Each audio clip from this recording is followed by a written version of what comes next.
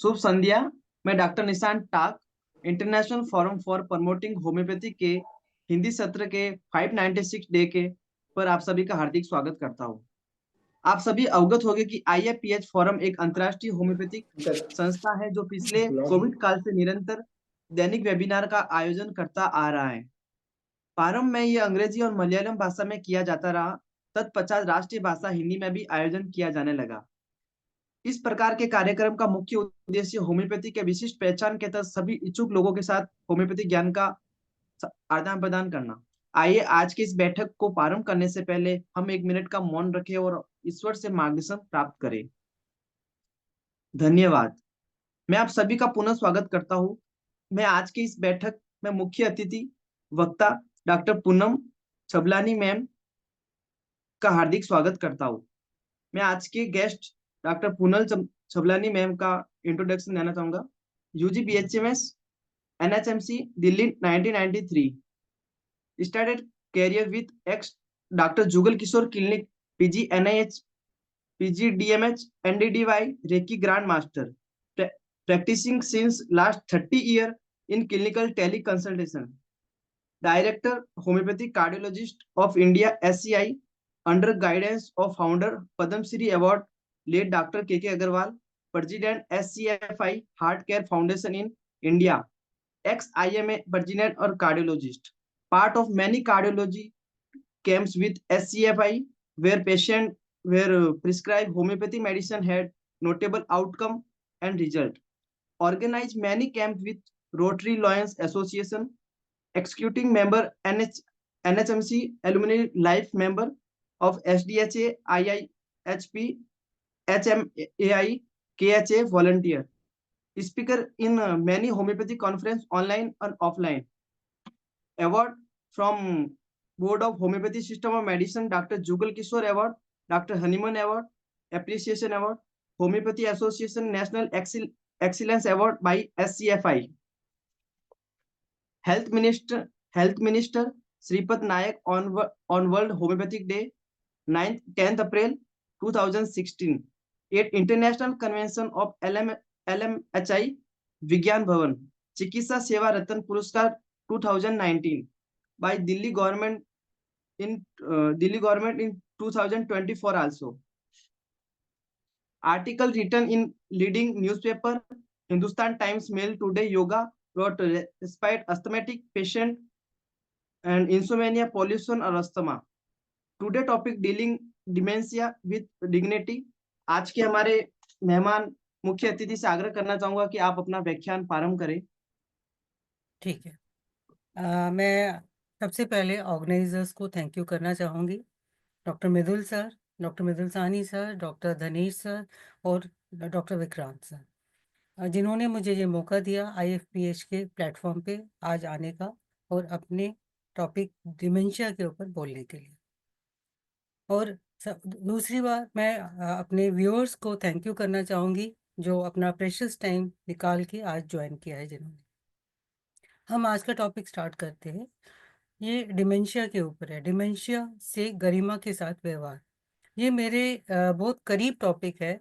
अगर मैं कहूँ कि मैं एक एसोसिएशन के साथ जुड़ी हुई हूँ जो डिमेंशिया अल्जाइमर्स के पेशेंट्स को हैंडल कर रहा है। दिल्ली में एक सोसाइटी है होप एक आशा के नाम से, जो डॉक्टर सुषमा चावला ने स्टार्ट की है अपनी मदर के नाम से, जो अल्जाइमर की पेशेंट थी। और ये ऑर्गेनाइजेशन हर साल बहुत सारे इवेंट्स करती है डिमेंशिया के लिए, अल्जाइमर्स के लिए, और उनके लिए एक डे केयर सेंटर है जिसमें पेशेंट्स को भी दिन के टाइम आप ले जाते हो, वो एक्टिविटीज़ करते हैं और नॉर्मल फील जितना उनको नॉर्मल हम कर सकते हैं वो कर रहे हैं। उसके साथ जो जो कॉन्फ्रेंसेस होती है उसमें ना सिर्फ डॉक्टर्स बल्कि पेशेंट्स को बुलाया जाता है, उनके केयर गिवर्स को बुलाया जाता है, क्योंकि पेशेंट्स इस हालत में नहीं है कि अपने हालचाल बताएं। उनके केयर गिवर्स उनको लेके आते हैं और सोसाइटी के जो बहुत नामी गवर्नमेंट ऑफिशियल्स हैं वो भी होते हैं, क्योंकि डिमेंशिया का इलाज ज़्यादातर नहीं है। तो इसके लिए हमें लॉन्ग टर्म उसकी जो हमें उसको संभालना है डिमेंशिया वाले पेशेंट को, सिर्फ अकेला पेशेंट नहीं कर सकता, डॉक्टर नहीं कर सकता। या सिर्फ केयर गिवर नहीं कर सकता। हमें एज अ सोसाइटी हमारी रिस्पॉन्सिबिलिटी है, एज अ गवर्नमेंट गवर्नमेंट की रिस्पॉन्सिबिलिटी है कि सब मिलजुल के जो उसके लिए कर सकते हैं, उसकी गरिमा के साथ हम उसका इलाज करें, वो बेटर है। उससे पेशेंट के को फायदा भी है, और जितना वो जी रहा है वो एक इज्जत के साथ जिए।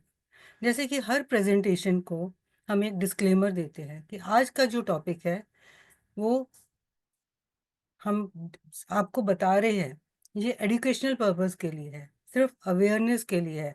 आप इसको सुन के ज़रूर आपको फ़ायदा होएगा, लेकिन उसको सुनने के बाद आप किसी को दवाई नहीं देंगे, कोई डायग्नोज नहीं करेंगे, ट्रीट नहीं करेंगे, वो डॉक्टर का काम है। आप डॉक्टर के पास भेजिए, रिक्वायर्ड स्पेशलिटी के पास भेजिए। और हम सिर्फ ये वीडियो जो आप, क्योंकि ये पब्लिक प्लेटफॉर्म पे होगा, ये सिर्फ पढ़ाई के लिए है, अवेयरनेस के लिए।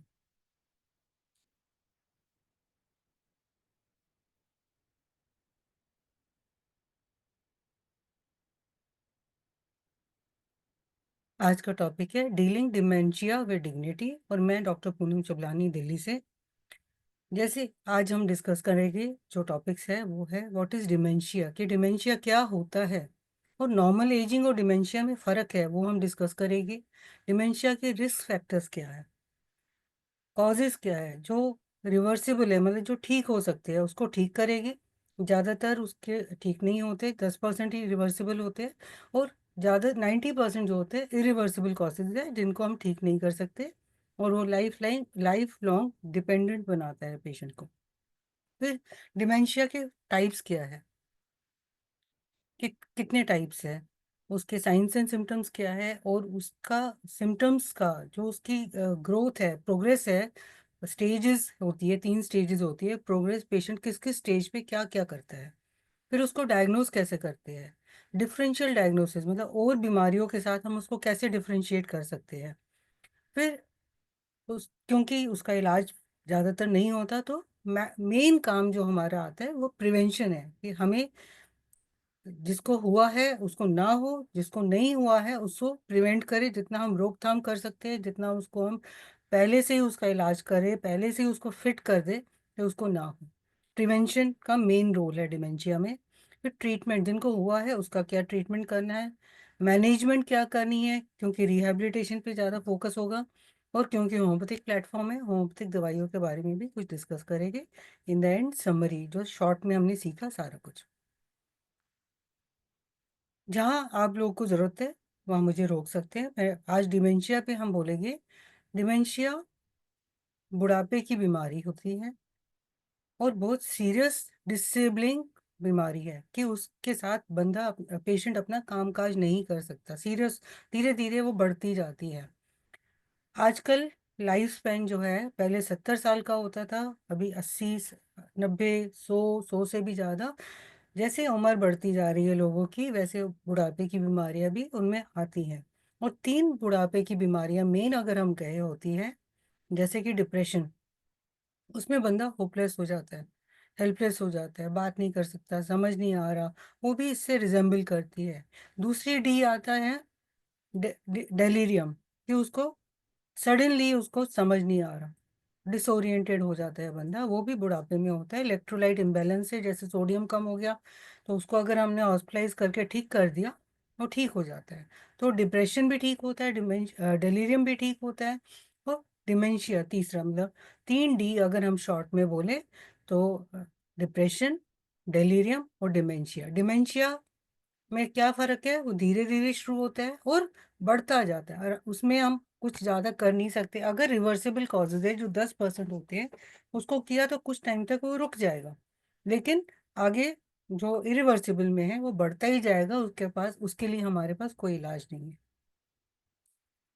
और क्योंकि ये बढ़ता जाता है तो पेशेंट डिपेंडेंट हो जाता है, और ये बर्डन है, पेशेंट भी अपना काम नहीं कर पाता, तो ये पेशेंट को असर कर रहा है, उसकी फैमिली को असर कर रहा है, इन द एंड सोसाइटी को असर कर रहा है। सोसाइटी पे एक बहुत बड़ा बर्डन बन जाता है, कि उसका अब इलाज कैसे, उसको संभाले कैसे।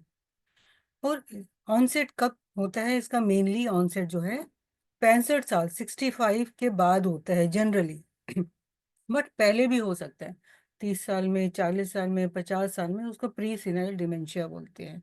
जैसे कि हमने बोला, ये पुराना है, धीरे धीरे करके बढ़ता चला जाता है, और न्यूरो डिजेनरेटिव है कि न्यूरॉन्स को डिजेनरेट कर देता है, खत्म कर देता है उनका। जब न्यूरॉन्स को खत्म कर दिया तो उसमें उसका फंक्शन लूज हो जाएगा। वो जो न्यूरॉन काम कर रहा था, जो आपका मेमोरी को याद करने का, सोचने का, आपके रोजमर्रा के काम करने का, वो सब खत्म हो जाता है, या वो प्रॉब्लम आनी शुरू हो जाती है। तो जो न्यूरो डिजेनरेटिव हुआ उसमें एबनॉर्मल ब्रेन चेंजेस, न्यूरॉन्स को डिजेनरेट कर दिया उसने, और उसका कॉग्निशन असर हो गया कि थिंकिंग, मेमोरी वगैरह सारा। उसकी वजह से उसका बिहेवियर चेंज हो जाता है, उसको समझ ही नहीं आता, कंफ्यूजन में चला जाता है। बिहेवियर चेंज हो गया तो उसके आसपास के जो रिलेशनशिप्स है हर एक से, वो बिगड़ने शुरू हो जाते हैं, रिलेशनशिप प्रॉब्लम हो जाता है। और ये नॉर्मल एजिंग से अलग है, वो हम आगे डिस्कस करेंगे। डब्ल्यूएचओ के मुताबिक 55 मिलियन लोगों को डिमेंशिया है, और हर साल ये 10 मिलियन नए केसेस आते जाते हैं। ये 7th leading cause of death है। अगर हम शॉर्ट में एक फॉर्मूला लें तो डायर के नाम से आप लोग उसको याद कर सकते हैं। डी है डिक्लाइन इन कॉग्निशन, मतलब जो कॉग्निशन के थे, उसको फंक्शन था ब्रेन का, जो ये मेमोरी याद करने का, सोचने का, बोलने का, बिहेवियर का, मूड का, और पर्सनैलिटी है, अटेंशन है, ये सारी चीज़ें आ जाती हैं।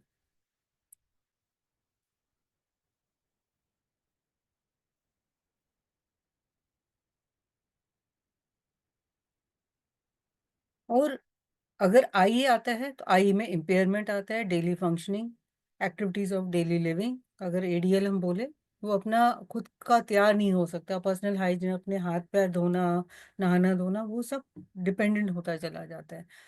आर हो गया रूल आउट डेलीरियम। डेलीरियम हमने पहले ही बोल दिया कि अचानक अक्यूट होता है, सडनली हो जाएगा डेलीरियम। और डिमेंशिया स्लो है। Exclude mental disorders. Mental disorders में जैसे हमने बोला है, डिप्रेशन, डिप्रेशन को आप आराम से रूल आउट कर सकते हो कि वो बुढ़ापे में उसको सुनाई नहीं दे रहा, दिखाई नहीं दे रहा, समझ नहीं आ रहा, तो वो कंफ्यूजन हो के डिप्रेशन में हो, कि अब मैं किसी से बात नहीं कर सक रहा, मिक्स नहीं हो सक रहा, तो डिप्रेशन में अकेला हो जाता है, म्यूट हो जाता है। तो अगर हमने उससे बात करना शुरू कर दिया, उसको समझाना शुरू कर दिया, डिप्रेशन उसका ठीक हो सकता है।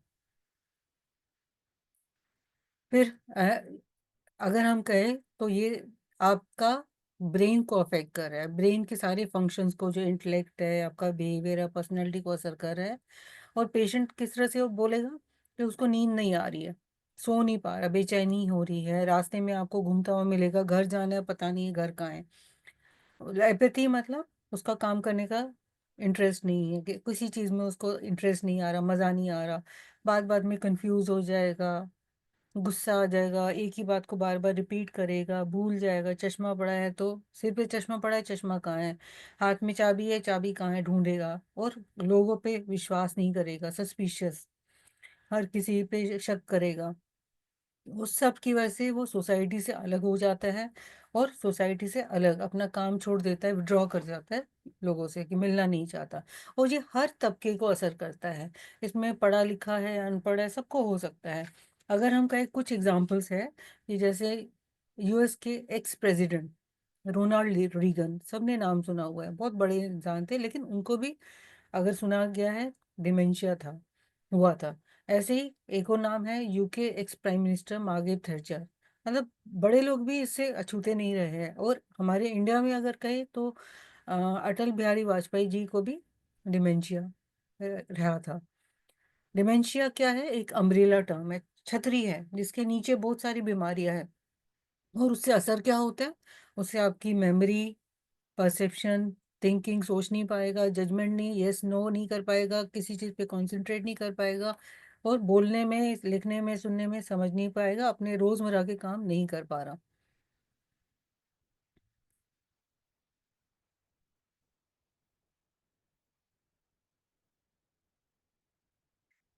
जैसे हमने बोला, डिमेंशिया और नॉर्मल एजिंग में फर्क है। अगर हम एक चार्ट को देखें, नॉर्मल बंदे से आप बोलोगे, वो खुद आएगा कि मैं भूल रहा हूँ। डिमेंशिया पेशेंट उसको भूल रहा हूँ, और कुछ टाइम बाद उसको याद आ जाता है, मतलब थोड़ी थोड़ी भूलने की आदत हो रही है। डिमेंशिया पेशेंट को जो भूल गया वो भूल गया, उसको याद ही नहीं आएगा, कुछ थोड़ी देर बाद भी नहीं आएगा। अगर आपने उसको कुछ लिख के दिया, कुछ बोला, कुछ रिमाइंडर नोट्स दिए, वो समझ नहीं, नॉर्मल बंदा फिर भी कुछ टाइम बाद समझ पाएगा, बट डिमेंशिया का पेशेंट नहीं समझ पाता। नॉर्मल बंदा अपना ख्याल रख सकता है, और डिमेंशिया पेशेंट, एक तो पहली बात वो मानेगा नहीं कि उसको भूलने की बीमारी है, और अपने नॉर्मल चीज़ों में अपना ध्यान रख ही नहीं पाता कि उसको क्या करना है, क्या कर रहा है, कुछ कोऑर्डिनेशन नहीं है। और सबसे बड़ा डिफरेंस आपको अगर मैं कहूँ एक पॉइंट में, नॉर्मल बंदा जो आएगा बोलेगा कि मैं भूल रहा हूँ, वो उसको डिमेंशिया नहीं है, उसको अल्जाइमर्स नहीं है। डिमेंशिया पेशेंट, उसको इंसाइट नहीं होता कि उसको भूलने की बीमारी है, वो कहेगा मैं तो भूल ही नहीं रहा, और उसके फैमिली मेंबर्स उसको लेके आएंगे कि अब ये भूल रहा है। नॉर्मल बंदा खुद आएगा चल के कि मेरे को भूलने की बीमारी हो रही है, और डिमेंशिया पेशेंट खुद नहीं आएगा, उसके फैमिली मेंबर्स उसको लेके आएंगे। एक मोटा मोटा ये असर है।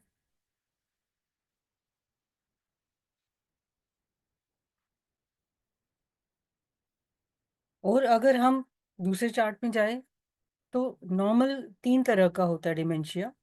एक पहले होता है प्री क्लिनिकल, जो हम बोलते हैं norm age related cognitive impairment, कि एज के साथ जो नॉर्मल एजिंग हो रही है, उसमें पेशेंट को पता चल रहा है कि मैं भूल रहा हूँ, लेकिन उसको कुछ ऐसे टेस्ट में पॉजिटिव नहीं आ रहा। फिर होता है माइल्ड कोग्निटिव इम्पेयरमेंट, उसमें भी उसको, पेशेंट को पता चल रहा है, उसकी फैमिली को पता चल रहा है, और सारी चीज़ें पता चल रही है, टेस्ट का भी शायद आ भी सकता है, कुछ नहीं आ सकता, लेकिन वो अपने काम कर पा रहा है, वो अपने कामों के लिए डिपेंडेंट नहीं है। फिर थोड़ा और बढ़ने के बाद डिमेंशिया जो होता है कि जहाँ वो अपने काम नहीं कर पा रहा, इतनी मेमोरी लॉस हो गया है कि अपने काम अब खुद नहीं कर पा रहा, और पे डिपेंड कर रहा है।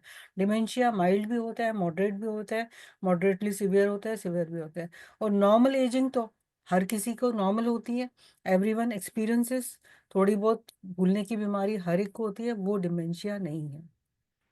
रिस्क फैक्टर्स हमारे क्या है? रिस्क फैक्टर्स अगर हम कहें मोटे तौर पे, जैसे हमने पहले बोला, उम्र 65 साल के ऊपर मेल्स में ज़्यादा होता है। मेल्स में जो स्मोकिंग और अल्कोहल करते हैं, उनमें रिवर्सिबल होता है, अगर वो छोड़ देगी तो फर्क। और फीमेल्स में अल्जाइमर होता है, वो क्रोनिक बनता है।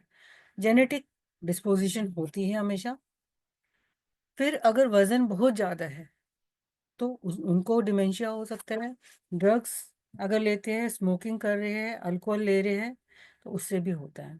और अगर उनको पुअर एजुकेशन, उनको पता ही नहीं है, तो भी हो सकता है। लो फिजिकल एक्टिविटी, अगर काम नहीं कर रहे हैं तो भी हो रहा है। पुअर न्यूट्रिशन है, खाना पीना ठीक नहीं खा रहे हैं, तो भी हो रहा है।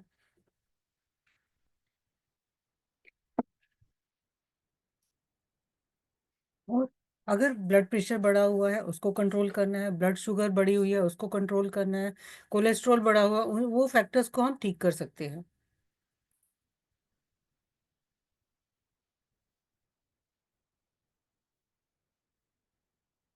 फिर हार्ट डिजीजेज आती है, क्योंकि ब्लड प्रेशर बढ़ा हुआ है, हार्ट डिजीज हो सकती है, स्ट्रोक हो सकता है, डायबिटीज़ है, वेस्कुलर डिजीजेज है, हेड इंजरी है, इन्फ्लम अगर कोई सिर पे चोट लगी है, इन्फ्लेमेटरी स्ट्रेस है, अगर सारा वक्त स्ट्रेस में रहते हो तो अंदर भी आंतों में भी स्ट्रेस बन जाएगा, हर एक ऑर्गन में स्ट्रेस आ जाएगा।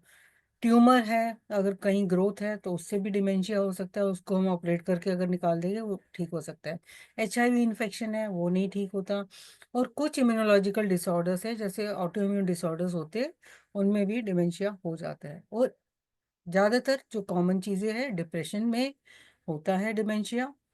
अगर सारा वक्त डिप्रेशन में रहोगे, सारा वक्त स्ट्रेस में रहोगे, तो आगे डिमेंशिया के चांसेस हो सकते हैं। जैसे हमने बोला, ये एक छतरी है, अम्ब्रेला है डिमेंशिया, और उसके नीचे ये सारी चीज़ें आ रही है।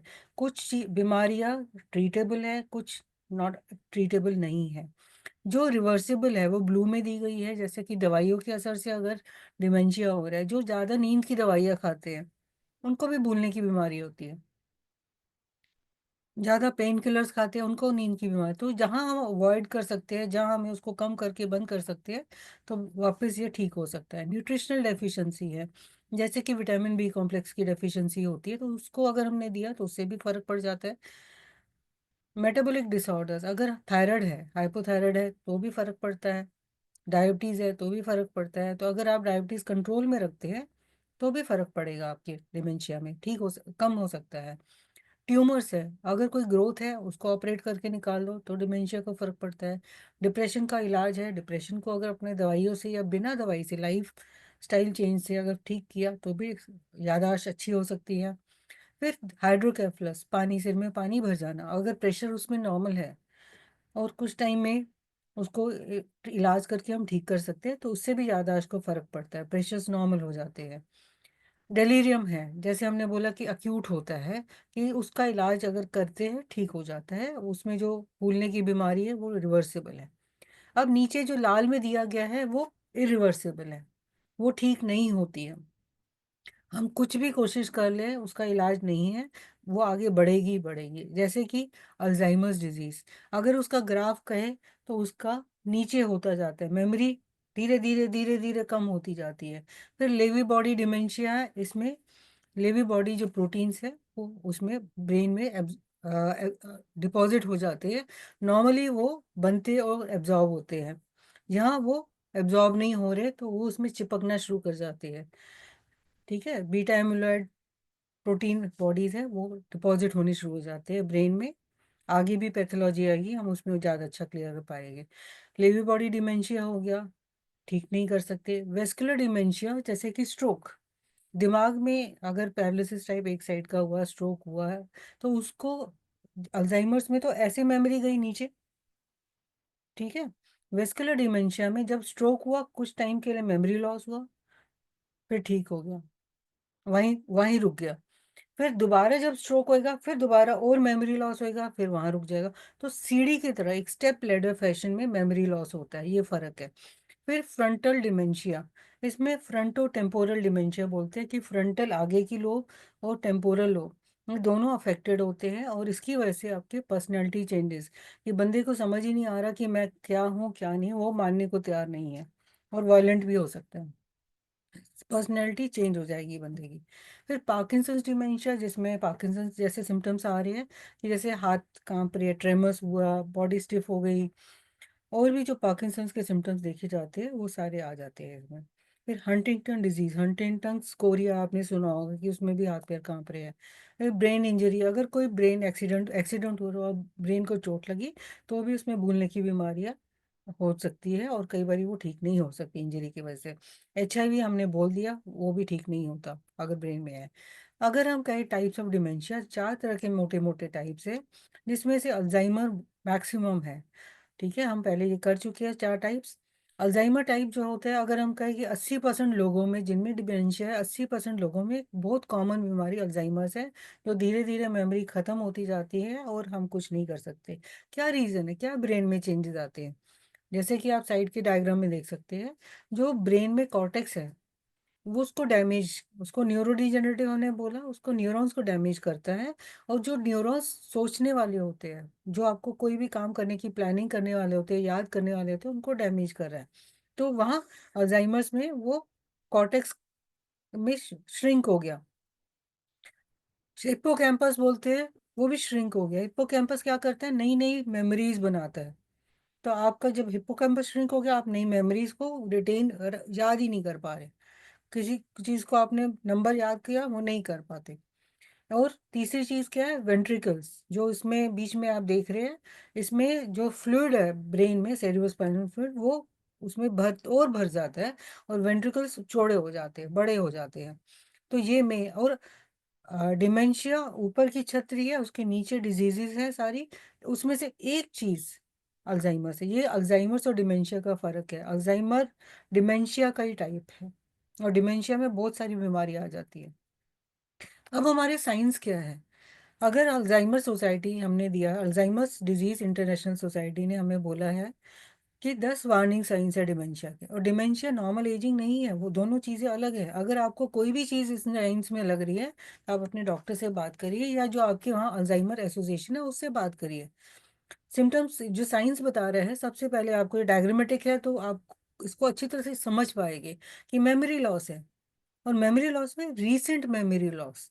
अगर हम कहें कि आपका दिमाग है, पहले नीचे आती है चाइल्डहुड मेमोरीज, उसके ऊपर उसके बाद वाली मेमोरीज जो एडोलेसेंट है, उसके बाद आपकी रीसेंट मेमोरीज। तो जो आपकी डैमेज होती है, ऊपर की मेमोरी डैमेज होगी, रिसेंट मेमोरी डैमेज होगी, फिर आपकी एडोलेसेंट मेमोरी डैमेज होगी, और लास्ट में आपकी चाइल्डहुड मेमोरीज आती है। तो सबसे लास्ट में आपको, इसलिए आपको जब भी डिमेंशिया या अल्जाइमर्स होता है उसमें अभी का जो खाया पिया वो नहीं याद रहता, रीसेंट मेमोरी याद नहीं है, पास्ट की मेमोरी उनको याद है। तो memory loss about recent memory, recent में वो काम ही नहीं कर पाते, ये क्या हुआ आज, क्या हुआ, क्या खाया था, कुछ नहीं पता। फिर दूसरा हमारा आ जाता है डिफिकल्टी परफॉर्मिंग फेमिलियर टास्क, जो अपने कपड़े पहन पाते थे वो अपना ड्रेसअप नहीं कर पाते, वही फेमिलियर टास्क नहीं कर पा रहे। तीसरा आ रहा है उनकी लैंग्वेज प्रॉब्लम। लैंग्वेज उनको अगर हमने बोलने के लिए बोला वो बोल नहीं पाएंगे, अगर हमने कुछ लिख के दिया वो समझ नहीं पाएंगे। ठीक है। चौथा हमारा आ जाता है डिसओरिएंटेशन टाइम एंड प्लेस, उनको ये नहीं पता दिन है रात है, क्या टाइम है, कौन सी डेट है, नहीं पता। पांचवा हमारा है जजमेंट उनका पुअर हो जाता है, वो डिसाइड नहीं कर पाते क्या करना है क्या नहीं करना। छठा हमारा आ जाता है उनको problems keeping track of things, वो ट्रैक नहीं रख पाते अपने प्रॉब्लम्स का, कि अगर हमने बोला कि चाय बना लो तो उनको नहीं पता कि गैस ऑन करनी है, पतीला रखना है, वो भूल जाते हैं, उनको एक सीक्वेंस नहीं याद रहता। फिर सातवां है हमारा मिसप्लेसिंग थिंग्स, चाबी कहीं रखी कहीं कुछ रखा तो वो पता ही नहीं है कि रखना कहाँ है, कहाँ रख दी है। आठवां हमारा changes in mood and behaviour, वहीं क्योंकि आपसे वो मिक्सअप नहीं हो पा रहे तो उनका मूड भी खराब हो जाता है, आपस में अंडरस्टैंडिंग भी नहीं, कभी कभी एग्रेशन बहुत ज़्यादा हो जाता है बिहेवियर, और कभी कभी वॉयलेंट हो जाते हैं, कभी एकदम चुप हो जाते हैं। नोवा है उनको समझने में trouble with images and spatial relationships, कि समझ नहीं आएगा कि कितना दूर है कितना पास है, लाल बत्ती है इसमें ट्रैफिक सिग्नल है, कितना दूर है कितना पास है वो समझ नहीं पा रहे हैं, तो उनको ड्राइविंग नहीं करनी चाहिए। 10वां है हमारा, क्योंकि इतना सब उनका कि सारे रोज के काम उनके रुक गए तो वो कंफ्यूजन में हो गए, अब वो क्या करते हैं, लोग नहीं समझ रहे तो लोगों से कट जाते हैं, सोशल इनएक्टिविटी हो जाती है, withdrawal from work and social activities. Next हमारे हैं सिम्टम्स क्या है डिमेंशिया के। मोटे तौर पे वही चीज आती है लेकिन पिक्चर्स के साथ आप उसको ज्यादा अच्छे तरीके से समझ पाएंगे,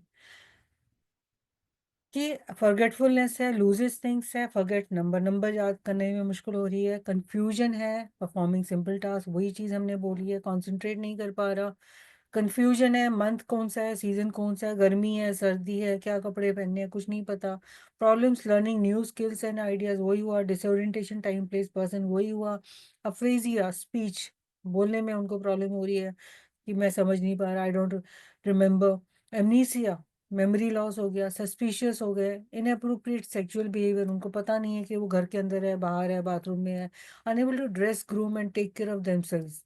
फिर वॉन्डरिंग, रास्ते में सड़क में आपको घूमते हुए मिलेगा, कहाँ जाना है, घर जा रहा हूँ पता नहीं है घर कहाँ है, मिसप्लेसिंग थिंग्स, पर्सनैलिटी चेंजेस। अगर हम ये नीचे का डायग्राम देखें तो इसमें भी वही चीज़ है, मेमोरी लॉस हो गया। माइक्रोवेव है, उसमें ओवन है, उसमें आपने जूता रखा हुआ है, ऑब्जेक्ट मिसप्लेस्ड, जूता आप माइक्रोवेव में क्यों रखेंगे, लेकिन उनको पता ही नहीं है, याददाश्त काम ही नहीं कर रही है। फिर जो हमने आपने पहले बोला था लीवी बॉडी का, ये पैथोलॉजी है।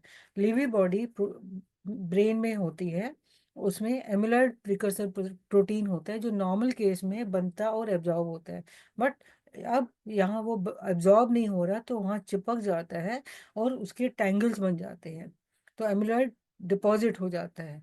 और जेनेटिक्स रिस्पॉन्सिबल है, जैसे कि ट्राइसोमी 21 और एपो E4 जीन्स, ये जेनेटिक रिस्पॉन्सिबल आ जाता है।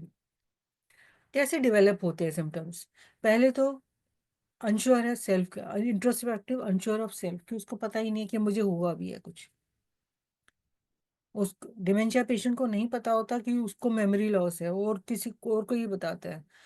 और धीरे धीरे जैसे ये बढ़ेगा वो अपना रोज का काम करना नहीं कर पाएगा, रिटेन्ड इनसाइट, यहाँ थोड़ा बहुत उसको पता चल रहा है कि हाँ मुझे डिफिकल्टी हो रही है, लेकिन वो एक्सेप्ट नहीं करेगा।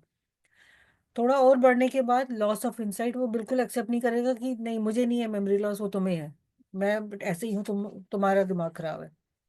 फिर बिहेवियर चेंजेस आ गए, लॉस ऑफ इनहिबिशन हो गया, उनको पता नहीं है कब कपड़े पहनने हैं, कब किसी के सामने कैसे जाना है। फिर लॉन्ग टर्म केयर, क्योंकि अब वो अपना ख्याल नहीं रख पा रहे, कोई और उनका ख्याल रख रहा है और वो ठीक होने की बीमारी नहीं है, तो एक लंबा इलाज चलेगा। और उनको अकेला नहीं छोड़ सकते, पता नहीं क्या गैस ऑन कर दे, पानी खुला छोड़ दे, तो इसलिए उनको अकेला नहीं छोड़ सकते आप। और वो क्योंकि आप उनको रेगुलरली वॉच कर रहे हो, उनसे बात नहीं कर पा रहे हो, तो वो बिल्कुल ही चुप हो जाते हैं और सब कुछ बेड पे आ जाता है। यूरिन निकल गया, मोशन निकल गया, सब बेड पे इनकॉन्टिनेंस हो जाता है और धीरे धीरे स्लो डेथ पे ये सब प्रोग्रेस कर रहा होता है। स्टेजेस है, अगर हम कहें 3 स्टेजेस है, माइल्ड, मॉडरेट, सिवियर। माइल्ड अगर कहे कि बंदा खुद चल के आ रहा है 2 से 4 साल, मॉडरेट उसको कहे कि 2 से 12 साल, अब क्योंकि प्रोग्रेस कर रहा है तो वो चल खुद नहीं चल रहा, अब उसको चलने के लिए हेल्प चाहिए और वॉकर हमने दे दिया तो वॉकर से वो चल पाएगा। सिवियर में वो इतना सीरियस हो जाता है कि अब वो वॉकर से भी नहीं चल पाएगा, अब उसको बेड पे आ गया सारा कुछ, तो उसका यूरिन मोशन सब बेड पे करेगा और धीरे धीरे वो स्लो डेथ पे जाएगा। तो ये सारी चीजें स्लो प्रोसेस में, माइल्ड अगर है 2 से 4, मॉडरेट है 2 से 12 साल भी लग सकते हैं, सिवियर हो सकता है 1 साल में। माइल्ड में जहाँ वो खुद चल के आ रहा है वहाँ थोड़ा बहुत उसका मेमोरी लॉस है, लैंग्वेज में प्रॉब्लम आ रही है, मूड स्विंग्स है, पर्सनैलिटी है, जजमेंट है और इंटरेस्ट नहीं है। जब मॉडरेट, जब वॉकर लेके आ रहा है क्योंकि अब वो वॉकर के साथ चल रहा है और उसका दिमाग भी काम नहीं कर रहा, न्यू इन्फॉर्मेशन नहीं याद कर पा रहा, कुछ बिहेवियर चेंजेस आ जाएंगे, पर्सनालिटी चेंजेस आ जाएंगे। और क्योंकि मेमोरी का वो याद नहीं कर पा रहा तो लॉन्ग टर्म मेमोरी लॉस, धीरे धीरे कंफ्यूजन, गुस्सा आना, चिड़चिड़ा, और हर चीज के लिए उसको असिस्ट करना पड़ता है। वॉकर से भी आप अकेला नहीं छोड़ दोगे उसको, यू हैव टू सी कि वॉकर ठीक तरह से चला रहा है नहीं चला रहा। फिर जब वो तो कुछ साल बाद वो वॉकर भी यूज नहीं कर पाएगा, वो बेडरिडन हो जाएगा। अगर वो चल भी रहा है तो लड़खड़ा रहा है, तो उसका सेंसेस डिस्टर्ब है, चलने का डिस्टर्बेंस है, बेडरिडन है, अपनी एक्टिविटीज कुछ भी नहीं, ब्रश करना है वो भी कोई और करा रहा है, वो खुद अपनी एक्टिविटीज, अपने हाइजीन को नहीं मेंटेन कर पा रहा, यूरिन मोशन बेड पे हो रहा है। उसको लॉन्ग टर्म केयर चाहिए और कई बारी घर में नहीं, आजकल जैसे प्ले हॉस्पिटल्स होते हैं उसमें भी रखा जाता है, बट इंडिया में ये कम है। डे केयर सेंटर में सिर्फ उनकी एंटरटेनमेंट होती है, ये सारी चीज़ें प्लेसमेंट इंडिया में नहीं है, जो कि आगे के लिए होनी चाहिए। डायग्नोज कैसे करेंगे डिमेंशिया पेशेंट को हम? जैसे कि हम नॉर्मल अपने होम्योपैथिक में करते हैं या किसी भी केस टेकिंग में करते हैं, हिस्ट्री पहले लेते हैं, फिर सिम्टम्स को एनालाइज करते हैं। जैसे प्रोसेस उसमें हिस्ट्री में भी हमारा सेम आएगा, पेशेंट से भी हिस्ट्री लेंगे, बट डिमेंशिया पेशेंट अपना हाल ज़्यादा बता नहीं पाता क्योंकि उसको इंसाइट नहीं है। फिर भी आपको पूछना फर्ज है, और उसका जो लेके आया केयर गिवर रिलेटिव जो आया उससे भी हिस्ट्री पूछेगा कि कब हुआ, कैसे हुआ, किस तरह से प्रोग्रेस हुआ, क्या हुआ था, वो सारी हिस्ट्री आप लेंगे कि कैसे कैसे उसका दिमाग का डिक्लाइन हुआ, कैसे वो फंक्शंस, वो अपने काम करना उसके कम हो गए, अपनी हेल्थ का ध्यान नहीं रख पा रहा, कोई स्ट्रोक तो नहीं हुआ, कोई चोट तो नहीं लगी, कोई खाने पीने की ढंग से ले खा पा रहे हैं नहीं खा पा रहे हैं, कोई दवाइयों की हिस्ट्री या कोई है फैमिली हिस्ट्री, अगर किसी में आपके पेरेंट्स में, ग्रैंड पेरेंट्स में कभी डिमेंशिया हुआ है तो आपको भी चांसेस है डिमेंशिया होने के, याददाश्त भूलने के। फिर सिम्टम्स जो हमने लिए कि पेशेंट उन्होंने बताया, हमने उसको एनालाइज करना है कि क्या पहले हुआ है क्रोनोलॉजिकल ऑर्डर में। उसका फिर एग्जामिनेशन करेंगे, फिजिकल एग्जामिनेशन की, हाथ तो नहीं काम रहे, ट्रेमर्स जैसे पार्किंसनिज्म में होता है। फिर डिमेंशिया में एक खास बात है, प्रिमिटिव रिफ्लेक्सेस। जैसे हम, एक कहावत है, बूढ़ा बच्चों के जैसे हो जाता है, छोटे बच्चे की जैसे है, बूढ़ा और बच्चा एक समान। ये प्रिमिटिव रिफ्लेक्स भी वही है। ये इन्फेंसी में, जब इन्फेंट होता है 1 साल तक बच्चा, तो उसके अंदर प्रिमिटिव रिफ्लेक्सेस होते हैं, और एजेड पीपल में भी ये डिमेंशिया में पाए जाते हैं। तो ये बेसिकली जो हम कहें कि प्रिमिटिव रिफ्लेक्सेस है, 6 तरह के, अगर प्रिमिटिव रिफ्लेक्सेस हम बच्चों में कहें कि वो होते हैं, कि ग्रेस्प रिफ्लेक्स पहला वाला, कि आपने उनको उंगली दी तो उन्होंने आपकी उंगली पकड़ी, पाम ग्रेस्प रिफ्लेक्स। ऐसे ही प्लांटर, मतलब पैर के तलवे में अगर आपने उसको पेन से या किसी से भी ऐसे खरोंच मारी तो उनका पलट जाएगा, ये दूर चला जाएगा पैर, तो बेबिन्स की रिफ्लेक्स, प्लांटर रिफ्लेक्स आया, तो ग्रेस्पिंग रिफ्लेक्स हो गया। फिर आएगा पामो मेंटल रिफ्लेक्स, कि जैसे कि नाम सजेस्ट करता है कि आपने पाम पे अगर टैप किया तो यहाँ पे दिमाग की इस पे आपको भौवे आनी शुरू हो जाएगी, कुछ कुछ मसल्स जैसे कॉन्ट्रैक्ट करते हैं वैसे आनी शुरू हो जाएगी, तो पामो मेंटल रिफ्लेक्स आ जाएगा। फिर रूटिंग रिफ्लेक्स, कि आप अगर उसके गाल पे हाथ लगाया जिस तरफ गाल पे हाथ लगाया तो उसका गाल उधर मुड़ जाएगा, उसका सिर उधर मुड़ जाएगा, उसका मुंह उधर मुड़ जाएगा। तो ये रूटिंग रिफ्लेक्स है। फिर सकलिंग रिफ्लेक्स, अगर आपने उनको स्ट्रॉ दिया तो उसको सक करना शुरू कर देंगे, चाहे वो नॉर्मल नहीं है, ये सब नॉर्मल नहीं होता। फिर पांचवा है स्नाउटिंग रिफ्लेक्स, अगर आपने उनके होठ पे ऊपर दबाया, ऐसे टैप किया, तो उसमें भी उनका अ, जो मुंह है आगे पाउट की तरह से फूलना शुरू कर देगा। अगर टैप किया तो उसको वो पाउट करेगी। और फिर है छठा ग्लैब्रल रिफ्लेक्स, जैसे कि नाम सजेस्ट कर रहा है, अगर आपने इस नाक की हड्डी के ऊपर टैप किया तो उनके यहाँ ब्लिंकिंग स्टार्ट हो जाएगी आंखों की। तो ये 6 रिफ्लेक्सेस होते हैं जो बच्चों में, इन्फेंट्स में पाए जाते हैं, और बूढ़ों में जिनमें डिमेंशिया या और न्यूरोलॉजिकल प्रॉब्लम्स होती है उनमें पाए जाते हैं। नॉर्मल लोगों में नहीं पाए जाते हैं, ये न्यूरोलॉजिकल बीमारियों के लिए खास है। फिर कॉग्निटिव और न्यूरोसाइकोट्रिक एग्जामिनेशन जो न्यूरोलॉजिस्ट करेगा, उनके पास भेजा जाता है, साइकोलॉजिस्ट के पास भेजा जाता है, जो MMSC मतलब होता है mini mental status examination. Memory के लिए करते हैं, कंसंट्रेशन के लिए करते हैं, प्रॉब्लम सॉल्विंग के लिए करते हैं। और एक और होता है, इसमें मौका बोलते हैं, उसमें मौका होता है मॉन्ट्रियल कॉग्निशन असेसमेंट, कि असेस करते हैं कि कॉग्निशन कितना ठीक है कितना नहीं ठीक है। ठीक है, तो ये दो टेस्ट हो गए जो आपका साइकोलॉजिस्ट कर रहा है, और न्यूरोलॉजिस्ट के अंडर सारी चीज़ें जा रही है।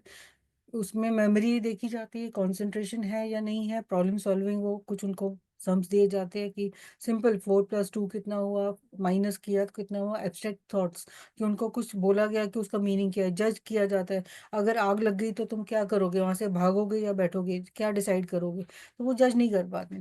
फिर हायर स्पिरिचुअल कॉर्टिकल फंक्शन जो उनकी है, कुछ ड्रॉ करने के लिए बोल दिया, क्लॉक बना दिया, कुछ कर दिया, तो वो सब वो नहीं कर पाते हैं, जो बारीक बारीक काम होते हैं। फिर लैब इवैल्यूएशन हम क्या करेंगे, टोटल ब्लड काउंट, CBC हो गया, ESR हो गया, थायराइड प्रोफाइल, क्योंकि हाइपोथायराइड में हमने बोला डिमेंशिया होता है, विटामिन B12 कराएंगे उसमें भी डिमेंशिया होता है, लिवर फंक्शन टेस्ट में होता है, HIV टेस्ट में होता है, KFT कराएंगे, किडनी फंक्शन टेस्ट इलेक्ट्रोलाइट्स के साथ। अगर हाइपोनेट्रीमिया है, सोडियम कम है, तो भी डिमेंशिया के चांसेस है। तो आपको बार बार अगर शुगर लो हो रही है या सोडियम लो हो रहा है तो भी ब्रेन पे असर करता है, और अगर वो ज़्यादा भी हो रहा है तो भी असर कर रहा है। फिर ANA एंटी न्यूक्लियर एंटीबॉडीज होते हैं, ऑटोइम्यून डिजीज में पाए जाते हैं, लंबर पंक्चर में आएगा, इन्फ्लेमेशन के लिए, इन्फेक्शन के लिए, प्रोटीन्स अगर है तो। और लेड टेस्ट कराते हैं कि टू चेक हैवी मेटल्स जो नुकसान करते हैं ब्रेन को।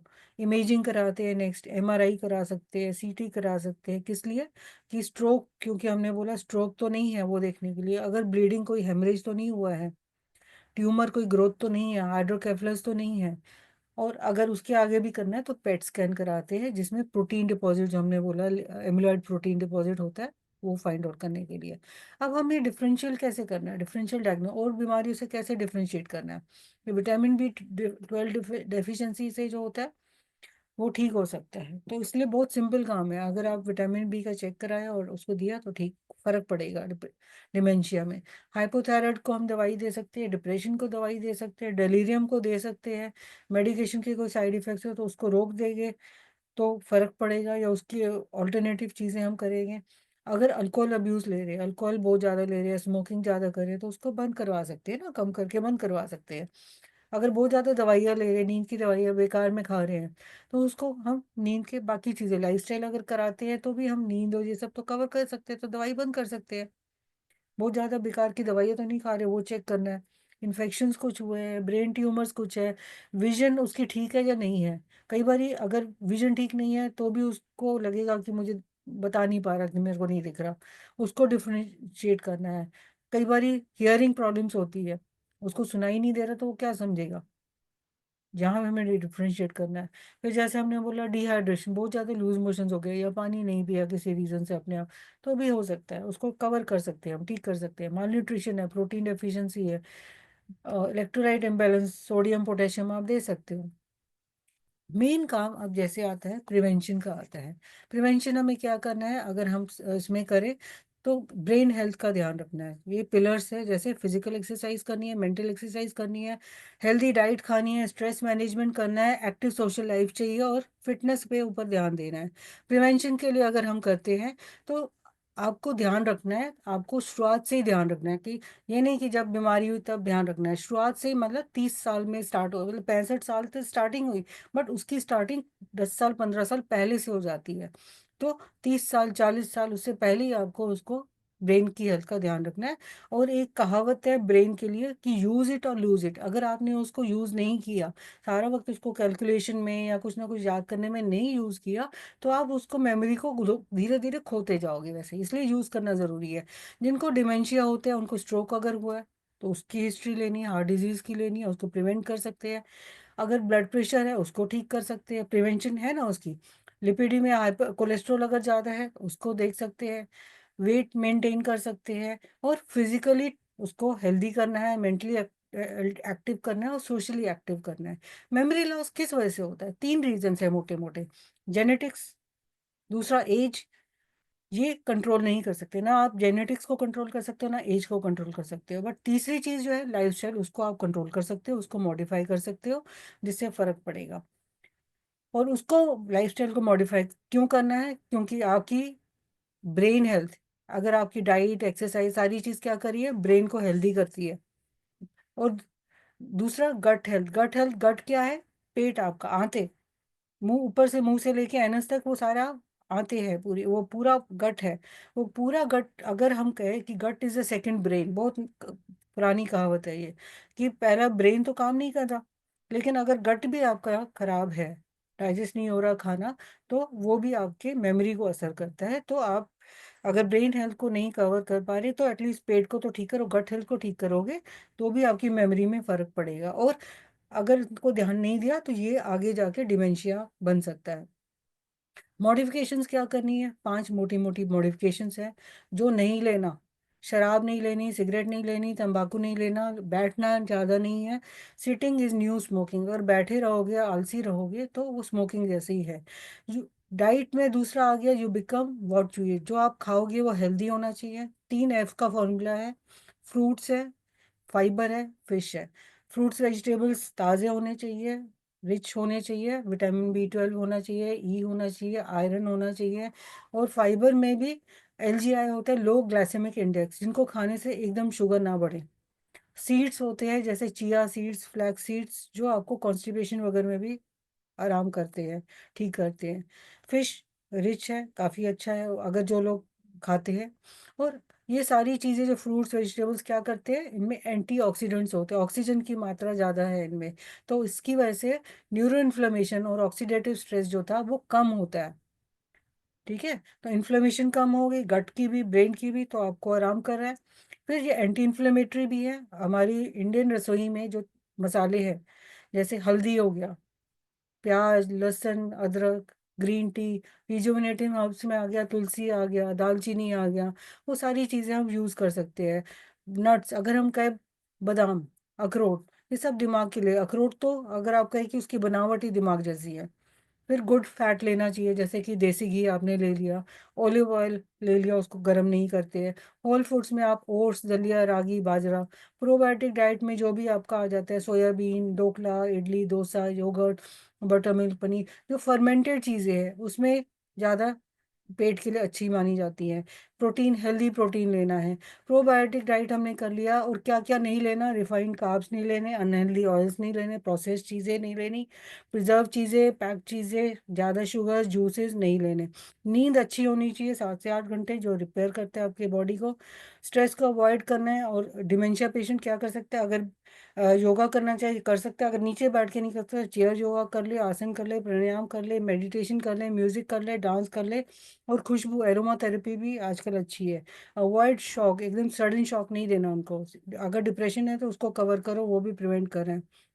कोग्निशन कोग्निटिव रिहैबिलिटेशन का मतलब होता है कि नई चीज़ें सीखो और न्यूरॉन्स बनाओ, उससे भी आपको हेल्प मिलती है। ट्रीटमेंट क्या है, सबसे पहले हमने एजिंग और डिमेंशिया में फ़र्क किया, फिर किस टाइप का डिमेंशिया है उसको देखना है कि रिवर्सिबल है या नहीं है। जो रिवर्सिबल है उसके लिए हमने विटामिन बी, हाइपोथायराइड की दवाई, ये सब एंटीबायोटिक्स वगैरह दे सकते हैं।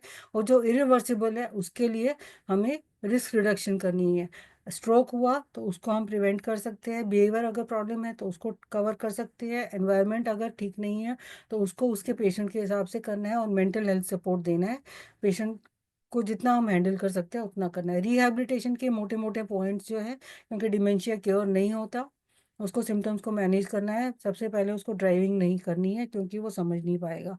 तीन मोटी एक्टिविटीज़ जो करते हैं, जो हम कहें कि पेशेंट को सन डाउनिंग इफेक्ट, जैसे धूप नीचे उतरती है तो पेशेंट उदास हो जाता है ज़्यादा, एनजाइटी उसकी बढ़नी शुरू हो जाती है। तो उसको अवॉइड करने के लिए पेशेंट को क्या करना है, सबसे पहले उसको हाथ काम देने हैं कि उसके हाथ बिजी रहे, give some work to keep the hands busy.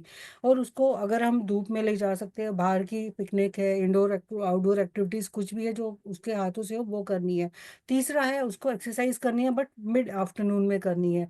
अगर वो थकेगा तो उसको नींद भी अच्छी आएगी।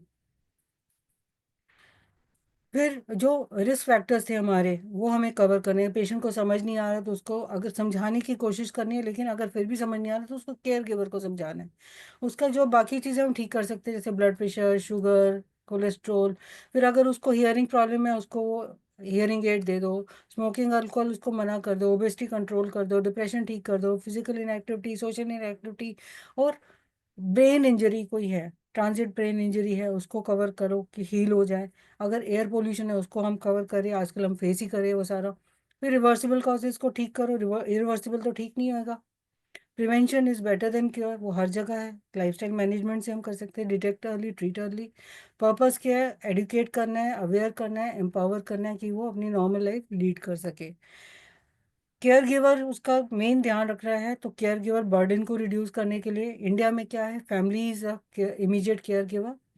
और कई बारी वो 24/7 का जॉब है। उनको समझाना है डिमेंशिया क्या है, कैसे उसको मैनेज करना है, कैसे उनको हैंडल करना है। जो एसोसिएशंस है, अवेयरनेस कैंपेन्स है, वो सब करनी है। होम्योपैथिक दवाइयाँ है हमारे पास उसको ठीक करने के लिए, साइकेट्रिक में वो हमें करनी है। और प्रोफेशनल हेल्प जहाँ जहाँ ज़रूरी है वहाँ हमें लेनी है। जहाँ हमें खुद नहीं पता, समझ नहीं आ रहा, वहाँ और किसी से हेल्प लेगी। इसमें रिसर्च और डॉक्यूमेंटेशन करना ही है। कोलैबोरेशन होम्योपैथिक डॉक्टर्स और मेन स्ट्रीम प्रोफेशनल्स के बीच में होना चाहिए।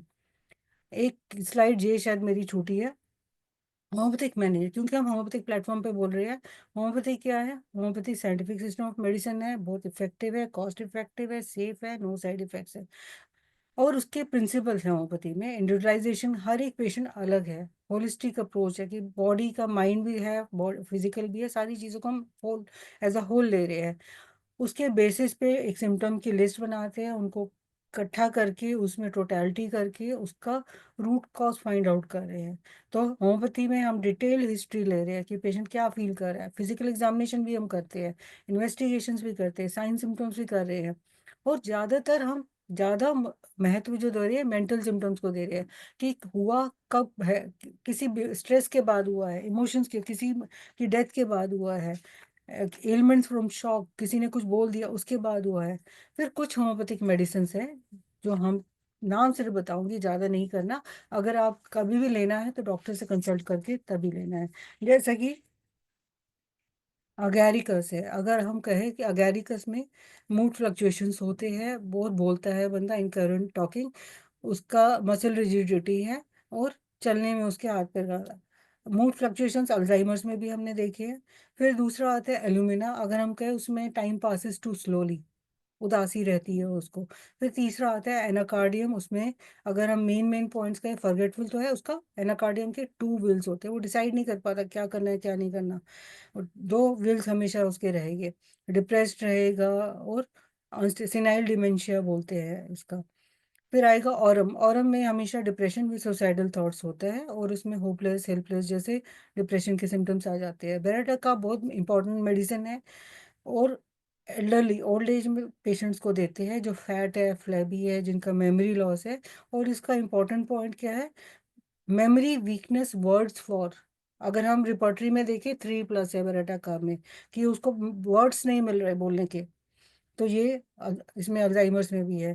फिर हम कोनियम कहते हैं, कोनियम भी एल्डरली है विद प्रोस्टेट प्रॉब्लम्स है, पेनफुल स्टिफनेस ऑफ लेग्स है, depressed, timid, averse to society and afraid of being alone, मतलब सोसाइटी से दूर भी है और अकेला भी नहीं रहना चाहता। एपैथी है, मेमोरी वीक है, वो सारी कॉमन चीज़ें हैं। कालीफॉस हमारा, अगर हम कहें, मेमोरी टॉनिक है, तो स्टूडेंट्स को भी देते हैं, एल्डरली में भी देते हैं मेमोरी के लिए। हायोसाइमस हमारा नर्वस सिस्टम उसमें अफेक्टेड है। अगर एक पॉइंट में कहें तो उसमें आउटबर्स्ट ऑफ वायलेंट भी हो जाता है, और उसको इम्प्रॉपर सेक्सुअल बिहेवियर भी है, उसको पता ही नहीं है कैसे बिहेव करना है। वो अब्यूजिव लैंग्वेज है, स्पीच इम्पेयर्ड है, इंटेंस स्लीपलेसनेस है, बेचैनी है वो। फिर ऐसे लेग कैन है, लेग कैन में वो फॉरगेट, अपना रास्ता भूल जाएगा, forgets path things, angry patient है। मेडोराइना में रो रो के बात करेगा, मेडोराइना वीपिंग टेंडेंसी है। और पैसिफ्लोरा नींद के लिए हम देते ही है, कि अगर नींद नहीं, बेचैनी है, तो नींद के लिए दे रहे हैं। Ginkgo biloba mother tincture, curcumin longa mother tincture, brahmi mother tincture जो है, ये सारे नर्व टॉनिक्स हैं, एंड इनके बहुत अच्छे रिजल्ट्स हैं। और अगर हम कहें कि इन शॉर्ट, डिमेंशिया हमारा क्या था, अम्ब्रेला टर्म है जो बहुत सारी बीमारियां हैं, मेमोरी को अफेक्ट करती है, कॉग्निशन को अफेक्ट करती है, और पेशेंट का रोजमर्रा की जिंदगी को असर करती है।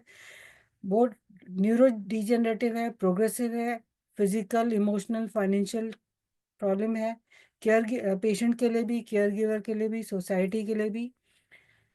और जैसे उम्र बढ़ रही है, ये सोसाइटी पे एक बर्डन भी होता जा रहा है, इसको हम रोक नहीं सकते। और बाकी सारी चीज़ें मैं पहले ही कवर कर चुकी हूँ। And thank you, thank you. ये मेरा ईमेल है, कहीं पे भी आपको कुछ चाहिए आप बात कर सकते हैं। Thank you so much. Thank you madam, आपने बहुत अच्छा उसको प्रेजेंटेशन दिया है। आप पीपीटी को हटा लीजिए मैडम आप। जी सर।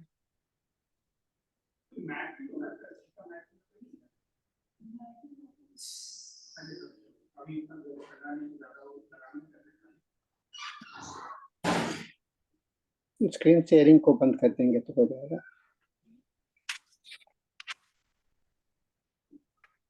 स्क्रीन शेयरिंग को अभी बंद कर करिए सर। दीजिए मैडम। तो डिमेंशिया पर आपने काफी अच्छा रिसर्च किया है, काफी अच्छा प्रेजेंटेशन रहा। किन्हीं को कोई सवाल है आप इसमें, कोई चैट बॉक्स में मैं देख रहा हूँ नहीं, कोई चैट बॉक्स में कोई क्वेश्चंस नहीं है। किन्हीं को कुछ पूछना है? रवि सिंह पूछना चाह रहे हैं, आप बोलिए रवि जी। रवि जी आप बोल सकते हैं। पूनम जी, सबसे पहले बहुत बहुत धन्यवाद। बहुत सारी चीज़ें आपने बताई जो हम लोग नहीं जानते थे। और वैसे यूजली क्लिनिकल प्रैक्टिस में छोटे मोटे पेशेंट्स आते रहते हैं डिमेंशिया के। हमारे पास भी कुछ पेशेंट हैं स्पेशली जिनको नॉर्मल प्रेशर हाइड्रोसेफेलस, जैसे आपने रिपोर्ट भी किया था, एनपीएच एक बड़ा काज होता है। जी सर। आपका प्रैक्टिकल एक्सपीरियंस क्या है? जैसे आपने कहा कि it is incurable, practical experience क्या रहा? जैसे आपने कुछ मेडिसिन भी बताई हैं, मेरे पास जो अभी तक प्रैक्टिकल एक्सपीरियंस है, बहुत मतलब हम लोग प्रिवेंट तो कर लेते हैं फर्दर डैमेज, लेकिन रिवर्सिबल तो बहुत कठिन होता है। आपका क्या अनुभव है पेशेंट्स में? ये थ्योरेटिकल तो बहुत अच्छा, आपने सब कुछ बहुत बढ़िया बताया, और उसके लिए बहुत बहुत धन्यवाद आपको। जी। प्रैक्टिकल, मैं जिस एसोसिएशन के साथ जुड़ी हुई हूँ, जी। होप एक आशा है, मैं वहाँ पेशेंट्स वगैरह देखती हूँ, हाँ और हाँ उनको हाँ। होम्योपैथिक मेडिसिन भी देती हूँ। लेकिन मेन काम जो है कि काउंसलिंग का है। आपको उनको क्योंकि वो समझ नहीं पाते, जी। आपको उनके केयर गिवर से बात करनी है, उनसे बात, उनको बेसिकली जो काम वहाँ कराए जाते हैं कि प्ले कार्ड से आप ये ड्रॉ करो, और उनके साथ बेसिकली टाइम स्पेंड करना। आपस में भी जो वो मिलते जुलते हैं तो सोशल होते हैं, वो खुश होते हैं। म्यूजिक थेरेपी है, म्यूजिक के साथ वो तालियां बजा रहे हैं, गाने गा रहे हैं। तो जब उसमें हम देख रहे हैं तो उनका जो प्रोग्रेस है वो हम स्लो कर पा रहे हैं। हमारी मेडिसिन भी जो है, उनको जैसे नींद नहीं आ रही है तो नींद के लिए हम दे पा रहे हैं।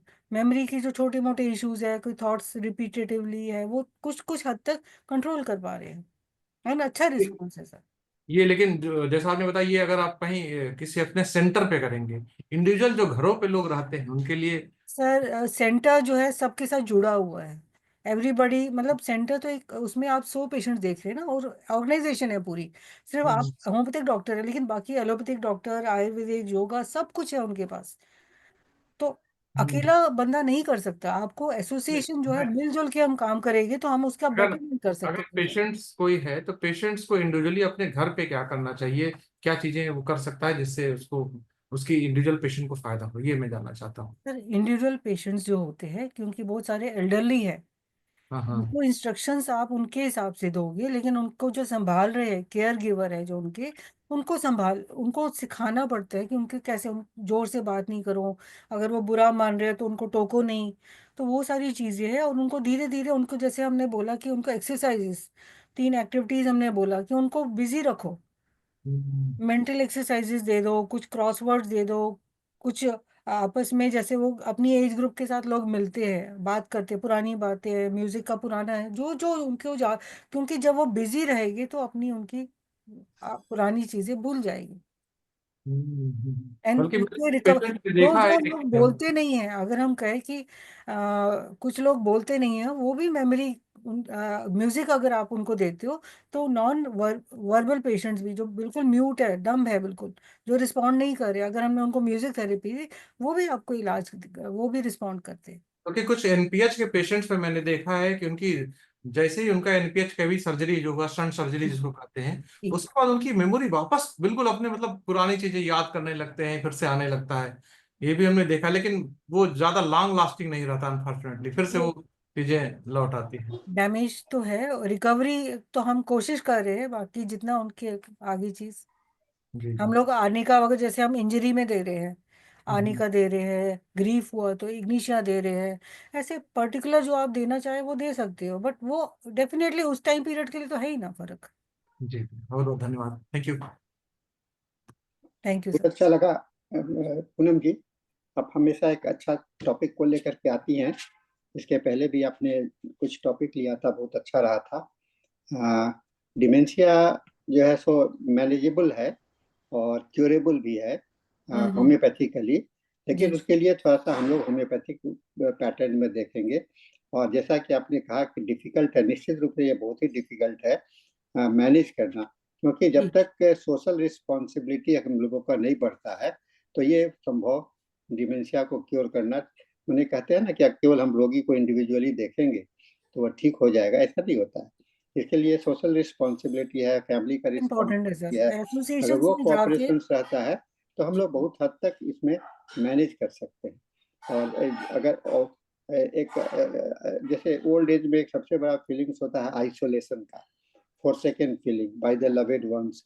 तो रूब्रिक्स तो है हमारे यहाँ, है ना, जैसे कैलकेरिया है और बहुत सारी मेडिसिन हैं, वो सारी चीज हैं, लेकिन हम लोग को उसमें social responsibility is more important. तो बहुत अच्छा लगा आपका प्रेजेंटेशंस, और हम लोग उम्मीद करते हैं आप फिर आएंगे दूसरे टॉपिक को लेकर के। तो इसके साथ में पूनम जी, हम लोग का टॉप सेशन समाप्त होता है, हम लोग अगले मीटिंग के लिए प्रोसीड करते हैं। Over to the Anjani madam for her English presentations.